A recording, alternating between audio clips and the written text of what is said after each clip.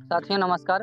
साथियों आज हम चर्चा करने वाले हैं आरक्षण के मुद्दे पे। साथ में हम चर्चा करने वाले हैं जातिगत जनगणना के बारे में। साथियों कई पार्टियां यह चाहती हैं कि जातिगत जनगणना हो ताकि सभी जातियों को उनके जो वर्तमान में जितनी जातियों की संख्या है उस आधार पर उनको आरक्षण मिल पाए। साथियों पार्टियां आरक्षण का लाभ दिलवाने के चक्कर में नहीं है, वे यह चाहती हैं कि यदि किसी जाति का जनगणना हो जाएगा तो उनको यह डेटा मिल जाएगा कि कौन सी जाति कितना कहाँ निवास करती है।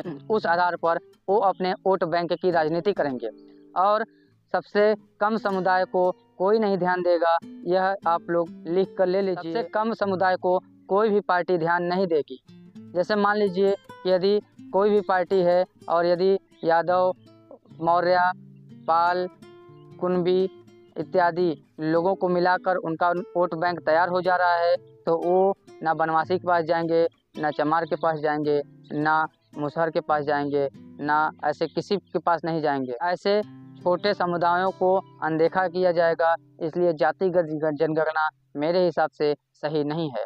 इसी प्रकार हम आरक्षण की बात करें तो आप सभी वर्तमान समय में ये खबर चल रही है कि सुप्रीम कोर्ट ने ST SC के कोटे के अंदर कोटे का प्रावधान किया है। ये इस कोटे के अंदर कोटा का प्रावधान का केवल इतना सा मतलब है कि सुप्रीम कोर्ट गरीब से गरीब लोगों तक आरक्षण का लाभ पहुंचाना चाहती है। साथियों हम आप सभी की जानकारी के लिए बता दें कि जो जनरल के अंदर 10% का कोटा दिया गया है सवर्णों के लिए, वो भी आर्थिक आधार पर दिया गया है। साथियों इसी के साथ में OBC की बात कर लें। जो साथी OBC के हैं वे जानते हैं जिनकी आय 8 लाख रुपए से 1 साल की ज़्यादा है तो उनको OBC का लाभ नहीं मिलता है, वो जनरल माने जाते हैं। उसी प्रकार से ST SC में कोटे के अंदर कोटा का प्रावधान करके जो आर्थिक रूप से कमज़ोर व्यक्ति हैं उन तक ज़्यादा आरक्षण का लाभ पहुंचाने के उद्देश्य से सुप्रीम कोर्ट ने यह फैसला लिया है।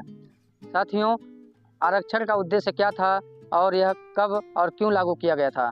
तो आरक्षण का उद्देश्य यह था साथियों कि हमारे डॉक्टर भीमराव अम्बेडकर जी यह इसलिए लाए थे सभी समुदाय आर्थिक, सामाजिक और शैक्षणिक स्तर पर बराबर हो जाए, फिर यह आरक्षण खत्म कर दिया जाएगा। लेकिन हमारे देश को लगभग 78 साल हो गए और हमारे देश में दुर्भाग्य की बात यह है कि हमारे देश का प्रत्येक समुदाय अभी भी बराबर नहीं हुआ है। इसलिए बराबर नहीं हुआ है कि यहाँ पर जो आरक्षण दिया गया वो जातियों के अनुसार दिया गया। साथियों मेरा मानना है कि आरक्षण जातियों के आधार पर नहीं होना चाहिए। आरक्षण सामाजिक, शैक्षणिक और आर्थिक आधार पर ही होना चाहिए। यदि किसी व्यक्ति का सामाजिक, आर्थिक और शैक्षणिक तीनों स्तर सही हो तो वह व्यक्ति किसी भी जाति समूह का हो, उस व्यक्ति को जनरल कोटे में रखा जाना चाहिए। इसी प्रकार से अलग अलग कैटेगरी बनाकर प्रत्येक व्यक्ति को अलग अलग जगह रखा जाना चाहिए ताकि जो भी यह आरक्षण हो वो जाति के अनुसार नहीं, उनके आर्थिक, सामाजिक और शैक्षणिक आधार पर हो, ताकि किसी भी समुदाय में किसी भी व्यक्ति को जिस व्यक्ति को लाभ पहुंचना हो वास्तविक रूप से उस व्यक्ति को ही लाभ पहुंचे। देखने को मिलता है कोई ब्राह्मण समुदाय का व्यक्ति है जो बहुत धनाढ्य है और उसको भी जनरल में रखा जाता है, और पता चलता है कि कोई ब्राह्मण समुदाय का ही व्यक्ति है बहुत ही गरीब है तो उनको भी जनरल में रखा जाता है। तो फिर उन जनरल से उस जनरल का क्या महत्व है? सभी आरक्षण समाप्त करके आर्थिक, शैक्षणिक और सामाजिक स्तर पे नया आरक्षण का प्रावधान करना चाहिए।